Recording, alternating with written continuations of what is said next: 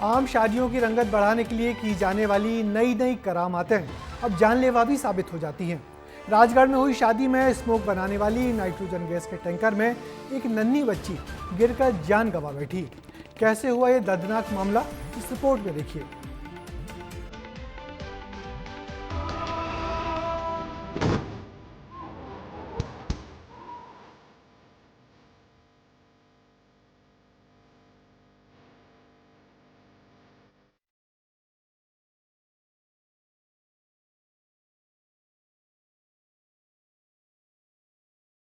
राजगढ़ में एक शादी में आतिशबाजी के दौरान एक पटाखा दूल्हे के पैर के पास जाकर फटा।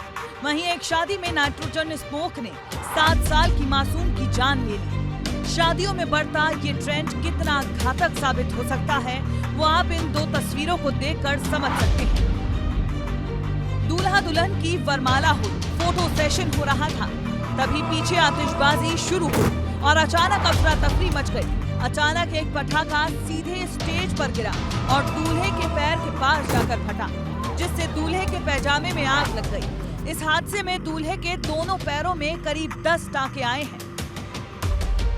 अब आप ये तस्वीरें भी देखें। शादियों में आपने ये धुएं वाली ब्राइडल एंट्री जरूर देखी होगी। हर तरफ स्मोक और बीच में आती एक दुल्हन। ये आजकल का नया ट्रेंड है, लेकिन यही ट्रेंड राजगढ़ में 7 साल की बच्ची की मौत की वजह बना है।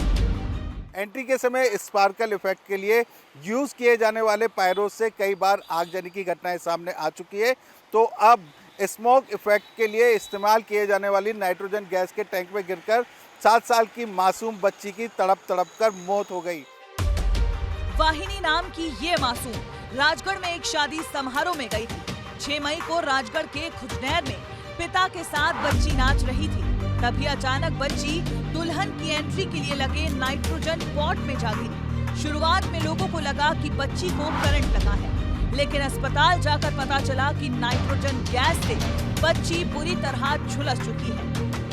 मेरे से परमिशन लेकर के बच्ची गई, लेकिन उसके बाद मुझे ये पता नहीं था कि वो कैसे कहाँ किया हुआ, लेकिन वो केमिकल के उस पात्र में गिर गए। उसको हैंड टू हैंड हम और इंदौर हॉस्पिटल लेके इंदौर गए।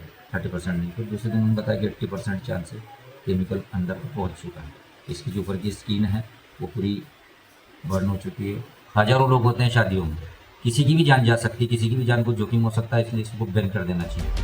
वाहिनी का इंदौर के अरबिंदो अस्पताल में 4 दिन तक इलाज चला, लेकिन मासूम का शरीर 80% तक जल चुका था, जिसके कारण 10 मई को देर रात उसने दम तोड़ दिया।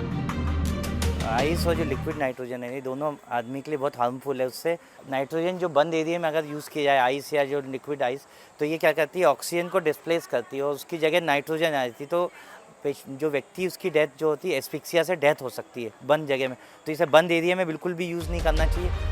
चाहे ड्राई आइस हो या फिर नाइट्रोजन गैस, दोनों ही खराब मानी जाती है। नाइट्रोजन गैस सूखी बर्फ की तुलना में बहुत ठंडी होती है, जो किसी भी व्यक्ति के लिए झेलना मौत के बराबर होता है।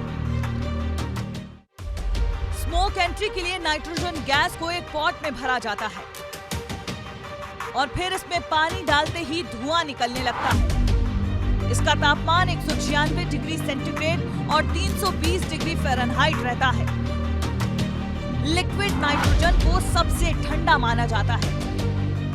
ऐसे में शादियों में मौत का सामान खुलेआम इस्तेमाल हो रहा है और जिम्मेदारों का इस ओर ध्यान ही नहीं जा रहा है।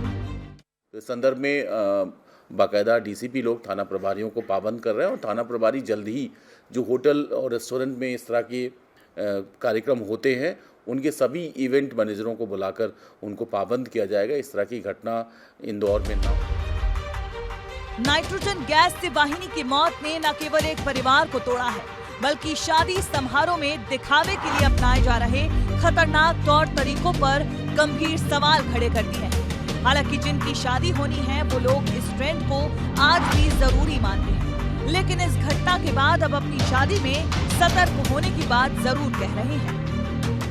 सतर्कता की ज़रूरत है।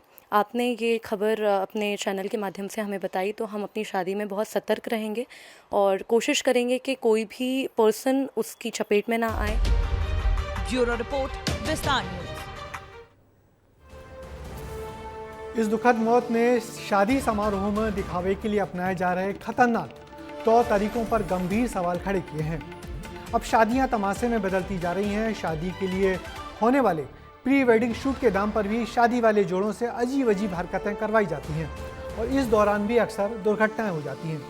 इसलिए शादी समारोह को आडंबर या तमाशा नहीं बने, इसका आप सब ध्यान रखें।